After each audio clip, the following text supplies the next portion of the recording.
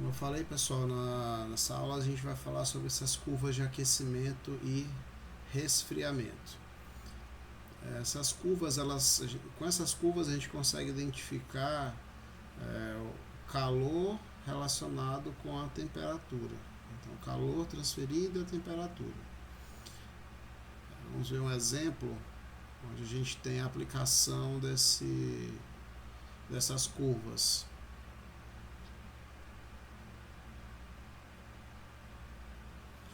Aqui, P85. Um corpo inicialmente líquido de 50 gramas sofre o processo calorimétrico representado graficamente abaixo. Então aqui eu tenho uma dessas curvas de aquecimento.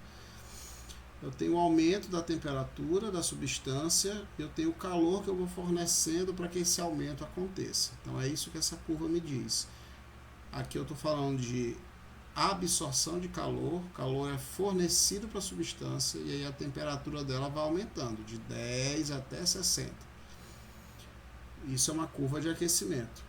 Curva de resfriamento é o contrário, né? Ela vai perdendo calor e a temperatura vai diminuindo. Ok? O calor aumenta, só que é um calor perdido, é um calor negativo, e a temperatura vai diminuindo como consequência disso. Então, por isso que são curvas de aquecimento e resfriamento. Esse caso aqui é um exemplo de curva de aquecimento. Calor aumenta, temperatura também aumenta. Calor aumenta, temperatura diminui, a curva é de resfriamento. Mas o que vai me indicar que a temperatura está diminuindo ou está aumentando? O comportamento da minha curva. Então eu vejo aqui, ó, aumentei o calor de 1 está relacionado com 20 graus Celsius aqui aproximadamente. O calor de 3 está relacionado com 30 graus Celsius. 32 também com 30 e 33 lá já com 60. Então, ó, à medida que eu vou aumentando o calor, a temperatura vai aumentando. E o comportamento da curva é esse aqui, ó, é ascendente. Ela vai subindo com o tempo, tá? O contrário, se fosse o contrário, ela seria descendente, um degrau descendo. À medida que a gente vai se afastando, ao invés da curva aqui subir, ela iria descendo cada vez mais. Então vamos às perguntas agora, né? A questão pede para nós determinarmos, na letra A, o calor latente da mudança de fase, vaporização ocorrida. Bom, tem uma substância que ela começa em 10 graus Celsius, calor zero, ou seja, não fornece calor para a substância, ela está a 10 graus Celsius. À medida que eu forneço calor, ela vai subindo. A única transição de fase que existe aqui, representada nesse diagrama, é a transição de fase quando eu tenho aqui calor de 3 até 32. Como é que eu reconheço que existe uma transição de fase? Estou fornecendo calor, o calor está aumentando, está aumentando de 3 para 32 e a temperatura não mudou esse tempo todo, continuou em 30 graus. Aumentou o calor, a temperatura não mudou, significa que existe uma transição de fase aqui. Aqui a gente vai usar aquela fórmula do Q igual a ml. Aqui não. Aumentou o calor, a temperatura vai subindo. Chegou no 30, calor 3, valor 3 aqui no caso, como está multiplicado por 10 ao quadrado, então aqui não representa 3, e sim 300 calorias. Aqui é a mesma coisa, 100, 200, 300, 400. A gente vai sempre multiplicar por 100. Né? Aqui no caso vamos ser não 32, né, mas 3.200 calorias e aqui 3.300. Então, de 300 calorias para 3.200 calorias, não houve aumento de temperatura. Então, aqui é uma transição de fase, que ele me diz que é vaporização como dica. Não há essa necessidade, tá? Então, ele quer saber qual é o calor latente dessa transição de fase. Como é que eu determino qual é o calor latente? Vamos lá para o nosso quadro. Eu determino o calor latente utilizando essa fórmula aqui, ó, Q igual a M vezes o LV. Aqui eu já tenho a questão respondida de um vídeo que não deu certo. A gente só vai explicar o que eu fiz aqui para vocês, tá? Muito bem. Quem é a nossa massa? 50 gramas. A informação que é dada lá no enunciado. Quem eu estou procurando? Calor latente. O LV aqui quer dizer que é o calor latente de vaporização. Então, ó, o LV não muda, ó, continua aqui, repetiu o LV. Quem vai ser o calor? O calor ele vai ser a diferença.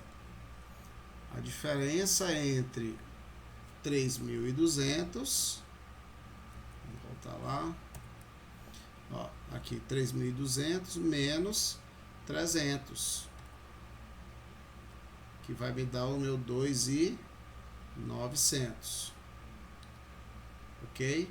Então só fiz a diferença, 3.200 calorias, que é esse ponto final aqui, ó, final menos o inicial, que é 300 calorias. 2.900 é o valor.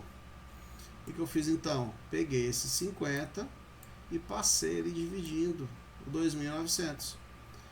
E a gente ficou com LV de 58 calorias por grama. Essa é a unidade desse calor latente. Letra B.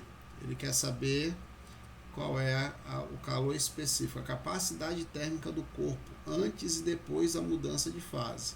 Então, antes é aqui e depois é aqui. Essa parte de cima do gráfico. Mudança de fase aqui. Antes e depois. Então, antes eu tenho uma temperatura inicial. Como ele quer capacidade térmica, eu vou dividir logo pela massa. Então foi isso que nós fizemos aqui. Tenho Q é igual a MC delta θ. Está falando de aumento de temperatura. No lugar do MCzinho, eu coloquei esse C aqui que representa a capacidade térmica. Por isso é que vocês vão sentir falta do M aqui na nossa fórmula. A massa já está junto com C, porque M vezes Czinho dá o C grande, que é a capacidade térmica. Que é isso que a gente está procurando. Então, 300 calorias é a diferença lá. A gente vai de 0 a 300, né? Começa com 0 até 300 calorias. Então, 300 menos 0 dá 300 calorias, foi o calor fornecido para aumentar a temperatura. Aumentou a temperatura de quanto? De 10 até 30. Então fica final, que é 30, menos o inicial, que é 10. 30 menos 10, 20. Passei o 20 dividindo, a gente ficou com C igual a 300 dividido por 20. Divide aqui. 30 dividido por 2, aqui é 10 dividido por 10, 30 dividido por 2, 15 calorias por grau Celsius. E depois, calor, depois da evaporação ou vaporização. Vou voltar lá para o gráfico, ó, vai de 3.300 de 3.200 a 3.300 calorias.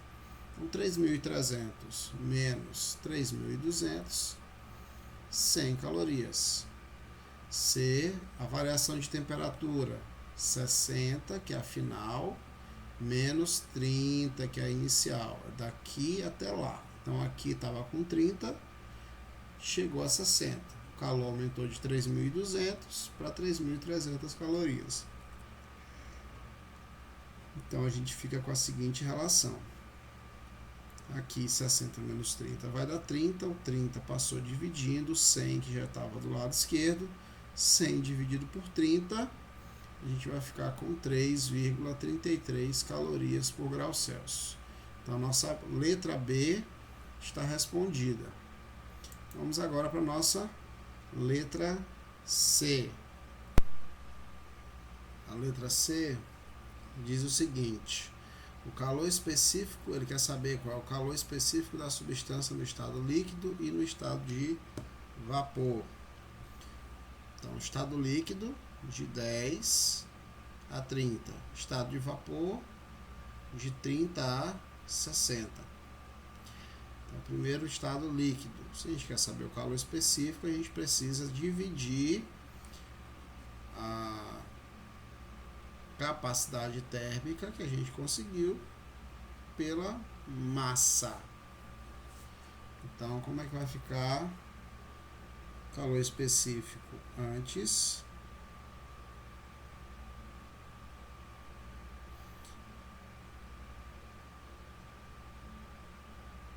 do estado líquido? Então, o CL aqui, ele vai ser igual a capacidade dividido pela massa.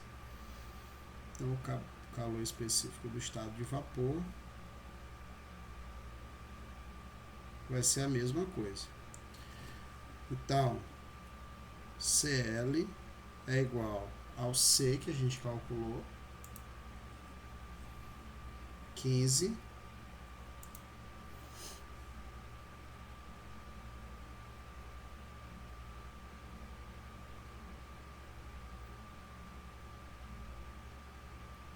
dividido por 50.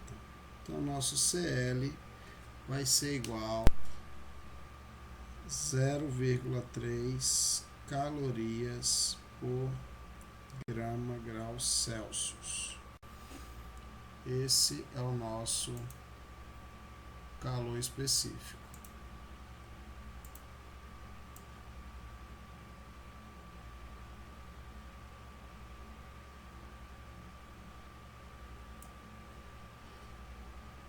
No estado de vapor, mesmo processo.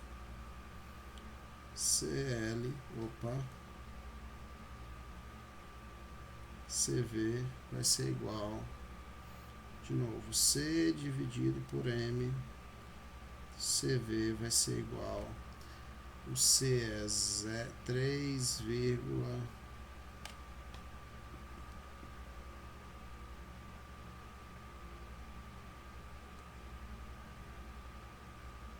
33 dividido por 50, que vai dar CV igual a 0,066.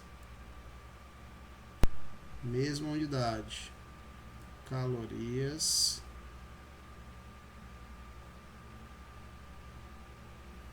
por grau Celsius.